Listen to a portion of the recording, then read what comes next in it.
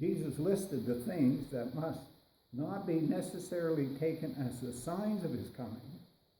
Rather, they are indicators that a time of tribulation and birth pains are just the beginning. Now, this seems to be like sad news. Dreary. But it isn't. There will be signs of false Christ, false teachers, nations in conflict. Jesus said to them, watch out that no one deceives you. Many will come in my name claiming I am he, and will deceive many. We've read in the past of these so-called messiahs and religious leaders who have led countless hundreds of people astray. And eventually some of them even committed suicide trying to follow them. There would be natural disasters, as we read in Mark 13. Jesus said, when you hear of wars and rumors of wars, don't be alarmed. Such things must happen. Remember that. Such things must happen. These are the words of Jesus. But the end is still to come. The end is still to come. Nation will rise against nation, kingdom against kingdom. There will be earthquakes in various places and famines. But these are only the beginning. There would be religious persecution. That's something that we here in Canada have never experienced to the extent of some of the rest of the world. Some of these things have always been with us. But since these things and events are compared to birth pain, there's still time. Our Lord may be saying that as an acceleration of these things might be significant, but don't be deceived by false messiahs and false prophets. History is filled with tragic stories of these false teachers, false prophets, and their enthusiastic but deluded disciples following them into a pit of eternity. Jesus warned us about false prophets in Matthew 7:15-20. And as Paul in Acts chapter 20, 28-31. And John in 1 John 4, 1-6. And even in the midst of all of this, in our human nature, it seems like people love a lie and refuse to believe the truth and the costly mistakes that the lie has cost us. Mark Twain says this, a lie will run around the world while truth is putting on its shoes. A lie will run around the world while truth is putting on its shoes. This shouldn't be. But history tells us we never learn from the past. How easy it is for spiritually blind people to follow popular leaders, accept their simple, errorless answers and solutions to life's problems. Just believe in me and send your check and we'll pray for you and you'll be fine and dandy. Jesus warned against this. His disciples, he says, don't be deceived by these impostors. And as tempting as it is, we as believers must be aware that there are false teachers in our communities, in our world today. Then I want to look a bit at political conflict. Political conflict. They would accelerate. Need I say more about political conflict in today's world. Almost every country in the world is going through a crisis of political conflict. Right, wrong, indifferent, it doesn't matter. These are things that Jesus says would happen. Jesus also warned them not to be disturbed by these political conflicts among the nations. Even in our own nation, it's hard not to take sides. The news media and fake news and real news, how do we separate them? In Jesus' day, the Roman Empire was a mighty power. It built roads all over Europe. And they enjoyed a measure of peace because they were so powerful. But it only took several decades after Jesus' death till the Roman Empire imploded from within because of sin and conflict amongst its own leaders. Jesus says natural disasters will be coming.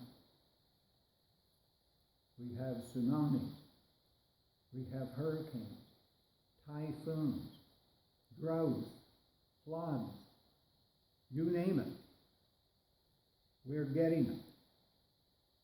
The polar ice caps are melting. I seen on the news media probably Tuesday night, someplace in Siberia, for the first time in history, enjoyed a temperature of 30 degrees Celsius. One woman said she was amazed. She never thought that she would ever live to see the day it was that warm in Siberia. They were even in swimming. There's been famines. Continent of Africa, India, other countries. Some of it because of man's abuse of the environment. And some of it, I can't verify this, but could have been sent by God as a judgment on a sinful people. He did that back in 1 Kings. Remember, he told Elijah, pray to hold back the rain 3.5 years. Not one drop of rain. But God got his people's attention. And people say, oh, well, there's always been earthquakes. You're right.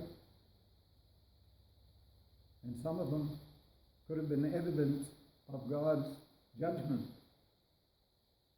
If we look further on in the Bible to Revelation chapter 6, John says, I watched as he opened the sixth seal. There was a great earthquake. The sun turned black, like sackcloth, made of goat hair, and the moon turned blood red, and the stars in the sky fell to earth as a fig tree dropping its figs when it's shaken by the wind. Just think of this terrible day that's going to come upon the human race. The moon will be turned red. There's all kinds of authors writing about the blood moon and all these things and how it's all going to end. And Jesus says, watch these signs. Watch these signs. Then he says, don't be discouraged. Isn't that wonderful? We don't have to be discouraged. Yeah, we can be upset. God understands that, of the uncertainty. But don't be discouraged. I'm not discouraged. I know who holds my future. His name is Jesus. And as Jesus was talking about the early believers to take heed and avoid these deceivers and watch for the signs, but they're also to take heed and look inwardly at ourselves. Why? I believe the day is coming when we will face an increasing opposition and persecution from sources both official and personal. I can see a day coming when families will be divided. Even right now, some of our families is divided because of Christianity. But it is important that we as believers use these experiences as opportunities to witness and ministry for Jesus Christ. Persecution would begin in the local Jewish courts, but it would soon move to the higher courts, where governors and kings would take action. If you read through the book of Acts, you will find out how much persecution the early church has been in. And if you follow the voice of the martyrs, it's believed that more people are being martyred today than there was in the early church days. Persecution then, as well as now, only results in proclamation. The believers would suffer for his sake, and in that way declare the gospel. One early church writer and historian says, "We multiply whenever we are mown down by you." He told this to his persecutors. Then he says, "The blood of Christians is the seed." I experienced something very similar to this early in our mission work on the island of Cuba. The communist government tried to stamp out the church. And the more they oppressed the church, and it was in 1995, I believe, when I first arrived, the Russians had just moved out. Cuba was in despair. No food. Nothing. I was there for 7 days and ate 3 meals. But as I went to the church service, a huge church, it was packed full of people. And I thought, here, the church is flourishing here under this communistic rule. I later found out from the pastor and other people in the church that the more the government tried to suppress the church, the more it prayed, and the more it grew. And it grew. And it grew. And you know, from my last report, it's still grown.